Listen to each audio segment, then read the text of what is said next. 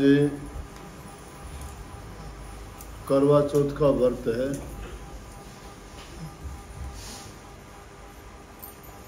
वो माता बहन जिनकी शादी हो चुकी है वो ये व्रत रखती हैं और इस व्रत की महिमा क्या है, ये व्रत अपने पति के लिए रखती हैं। पति की लंबी आयु हो, रोग बीमारी तकलीफ ना हो, स्वास्थ्य अच्छा रहे और उनका सुहाग जब तक जीवन है तब तक बना रहे। इसलिए अपने सुहाग के लिए, पति की लंबी आयु के लिए और उसके स्वास्थ्य के लिए वो माताएं करती हैं जो शादीशुदा हैं। कुंवारी लड़कियां नहीं करती। वैसे तो हर चीज के पीछे कोई मकसद मतलब होता है, कोई भी बात अर्थहीन नहीं होती, तो इसके पीछे भी ये मकसद है। पहले भी कई बार बताई जा चुकी ये कथा, प्राचीन समय से ही प्रचलित है कि भाई व्रत क्यों रखा गया और ये कार्तिक की कृष्ण पक्ष की चौथ को ही क्यों करवा चौथ माना जाता है। चौथ तो और भी 24 आती है, लेकिन इसको इतना महत्व क्यों दिया गया। कहते हैं किसी जमाने में राजा के कहो या एक सेठ साहूकार के कहो या कोई भी एक व्यक्ति था जिसके 7 लड़के थे, लड़की एक थी। तो ये व्रत रखने की परंपरा आदिकाल से चली आ रही है। वैसे तो व्रत रखना बहुत अच्छा है, कोई भी रख सकता है। व्रत रखने से क्या होगा कि एक दिन हमारे शरीर की पाचन क्रिया को विश्राम मिल जाता है। नहीं तो ये रोजाना काम करती है ना, खाते रहते हैं तो मशीन को कभी आराम नहीं मिलता। अगर हम व्रत महीने में एक आध रख लें, साल में 5-7 रखें तो वो अच्छे हैं कि हमारी जो अंदर मशीनरी है, डाइजेस्टिव सिस्टम है, जो हमारा हाजमा करता है, हमारे लीवर, फेफड़े, हार्ट, उनको सबको थोड़ा विश्राम मिल जाता है। नहीं तो ज़्यादा उनके ऊपर जब लोड पड़ता है तो उनको भी ज़्यादा काम करना पड़ता है, तो उससे तंदुरुस्ती, आरोग्यता और ये चीज़ें प्राप्त होती हैं। तो क्या किया कि इस चौथ को लड़कियां ज़्यादा व्रत रखती हैं। लड़की की भी शादी हो चुकी थी, उसकी भाभियों ने जब चौथ का व्रत रखा तो उसने भी व्रत रख लिया लड़की ने। अब बहन एक और भाई 7 हों। बहन भाई का प्यार तो आप सुनते हो कि अब तो ज़माना थोड़ा बदल गया।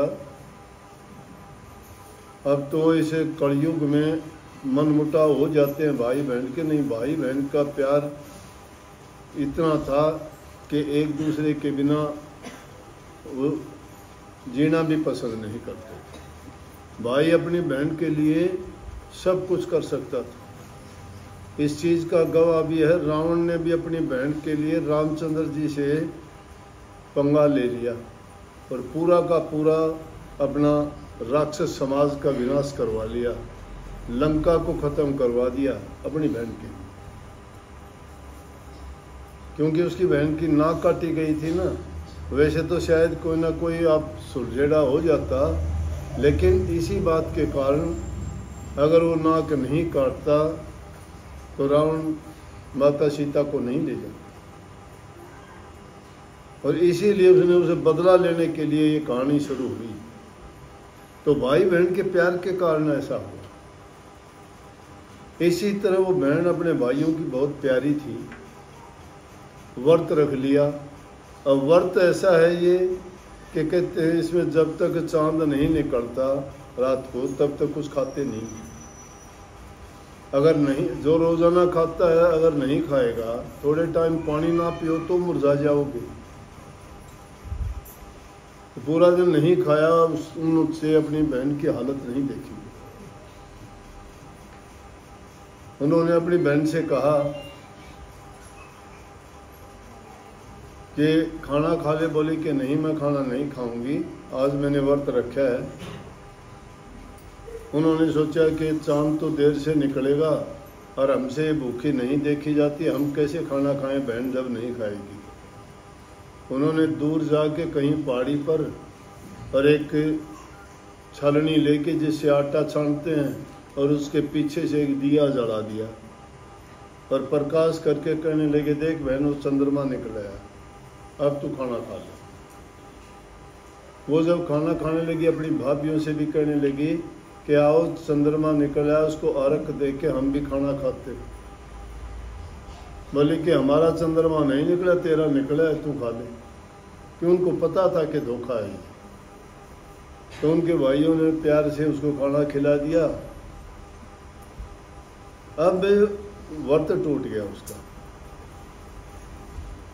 व्रत टूटने के कारण सोच माता उससे नाराज हो गई कि इसने मेरा व्रत रख के व्रत तोड़ दिया, तो इसके बदले में उसने क्या किया कि उसके पति के प्राण ले।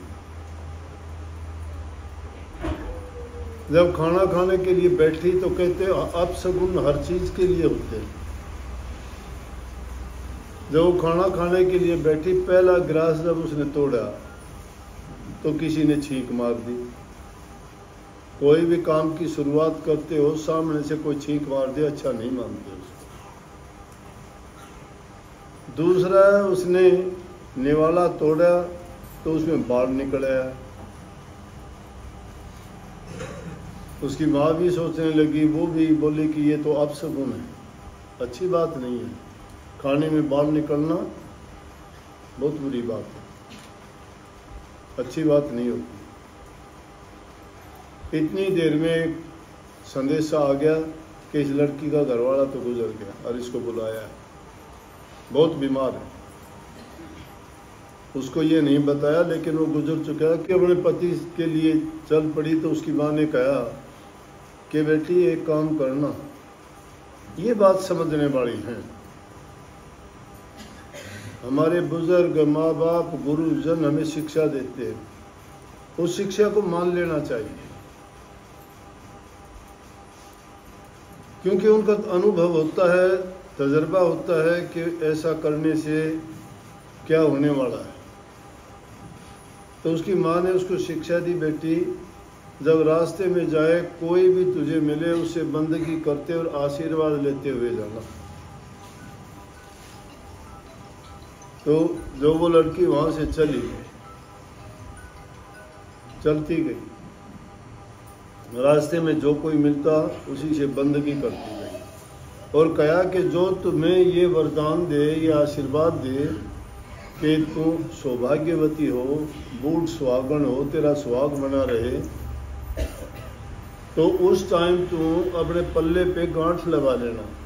अब ये बात पे कहती है ना कि मेरा ये काम हो जाए, पल्ले पे गांठ। इनकी लुगड़ियाँ के देखो कि गांठ लगी मिले से, जो समझदार होती है उनको, जिनको नहीं पता उनको पता ही नहीं क्या गांठ लगानी होती है। गांठ लगाने का मतलब पर्ण करना होता है और वो पर्ण याद रहे। इसलिए हमेशा बुजुर्गों से, बड़ों से, साधु महात्माओं से, संतों से, फकीरों से जो भी तुम्हें मिलता है, जिससे भी मीठे बोलते हो, आशीर्वाद लेते हो, तो वह आशीर्वाद फलीभूत होता है। वो सबसे आशीर्वाद लेते गई, लेकिन यह आशीर्वाद किसी ने नहीं दिया। जब घर में गई तो उसको पता लग गया कि उसका पति गुजर गया। उसकी छोटी ननद मिली, उसने उसके भी चरण छुए तो उसने उसको आशीर्वाद दिया कि तुम बूढ़ सुहागन हो, तेरा सुहाग बना रहे, तेरा लंबी उम्र हो तेरे पति। उसने गांठ लगा। सब लोग जाके उसने देखा पति गुजरा हुआ है, उसके संस्कार के लिए ले जाने लगी। बोली मैं ले जाने नहीं दूंगी। लेकिन किस तरह से उसको घर से तो लेके चले गए, वो साथ चली गई।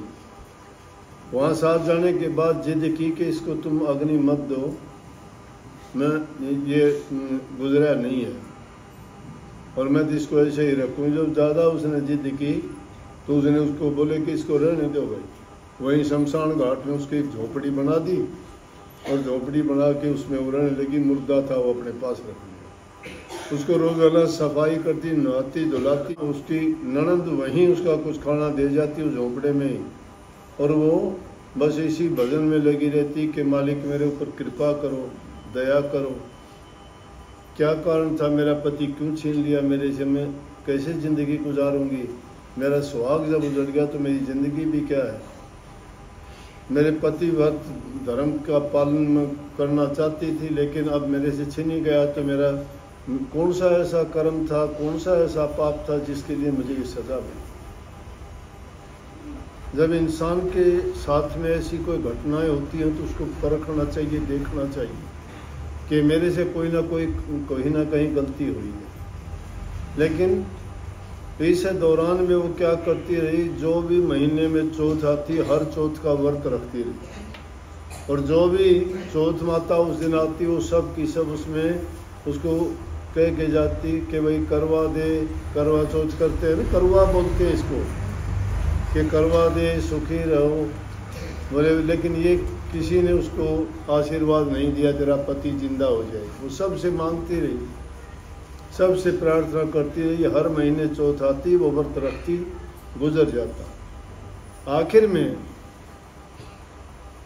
ये अब कौन सा महीना है, कार्तिक से पहले आसोज की चौथ जब आई, बोला कि आसोज की चौथ आएगी ना वो तुझे बताएगी। आसोज की चौथ बोली कि तेरा पति कार्तिक की चौथ को ही गुजरा था और वही कार्तिक की चौथ तेरे से खुश होगी, वही तेरे पति को जिंदा कर सकती है। करते करते 12 महीने पूरे हो गए। जब 12 महीने पूरे हो गए, कार्तिक की चौथ आई, उसने व्रत रखा तो चौथ माता प्रकट हुई। उसने उसके चरण छुए और चरण छू के उससे कहा कि माता ये मेरे साथ क्यों हुआ। तो उसने उसको बताया कि भाई तूने जो सब व्रत तोड़ दिया था न, लेकिन मुझे नहीं पता, कैसे भी करो कुछ भी करो मेरा पति जिंदा कर। उसने उससे प्रण ले लिया। तो चौथ माता ने उसके पति को क्या किया, सुहागन बनाने के लिए अपनी आँख से तो काजल लेके इस पे लगाया, ये क्या है, सकोरे पे लगाया, मेहंदी अपने नाखून से लगाई, नेल पॉलिश लगाई, मेहंदी लगाई, नेल पॉलिश लगाई, सिंदूर अपनी मांग का लगाया और करवा उसको दिया। और करवा दे के उस करवे में वो सब का पानी मिला के उसे छींटा दिया, उसके पति को जिंदा हो गया। जब वो जिंदा हो गया तो उसने कहा कि धन्य माता, तूने मेरे सारे पाप दुखों को मिट दिया, बड़ा आशीर्वाद दिया, मेरा पति जिंदा कर दिया कि जिस प्रकार से तूने मेरे दुखों को हरा है, मेरा सुहाग वापस लौटाया है, इसी तरह जो भी आपका व्रत रखे और उसके व्रत के नियम पूरे करे। ये नहीं कि झूठ माट का व्रत रख लिया, छिप के खाना खा लिया। तो चौथ माता उस पर खुश होती है और खुश होकर उसको आशीर्वाद देती है, उसके पति के दुखों को, रोगों को, तकलीफ को, बीमारी को, परेशानियों को सब को हर लेती है और उसको अखंड सौभाग्यवती होने का आशीर्वाद देती है। तो माताओं में शक्ति है कि अपनी शक्ति के बल से, ये शक्ति है, इंसान अपने सच्चे मन से और शुद्ध भावना से उस मालिक के सामने अगर प्रार्थना करता है तो मुर्दों को भी जिंदा कर सकता है। उसका वही महल खड़ा हो गया देखते ही देखते, और उस महल में वो रहने लगे। उनके घर वालों को जाके उसकी जो ननद थी छोटी, वो आया करती, उसने देखा महल खड़ा है, उसने घर जाके बताया कि भाभी का तो भाई भी जिंदा हो गया, उसका तो महल हो गया, जाके देखो। सब ने वहाँ जाके देखा तो सबके सब हैरान हो गए।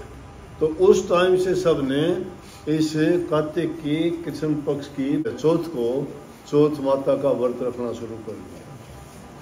तो आप सब भी सब सुहागनों को आज के दिन ये आशीर्वाद है कि जिसने व्रत रखा है तो भी ना रखा है तो भी चौथ माता आप सबको शांति दे, आपके पतियों की लंबी उम्र करे, सदा सुहागन रहो, सुखी रहो।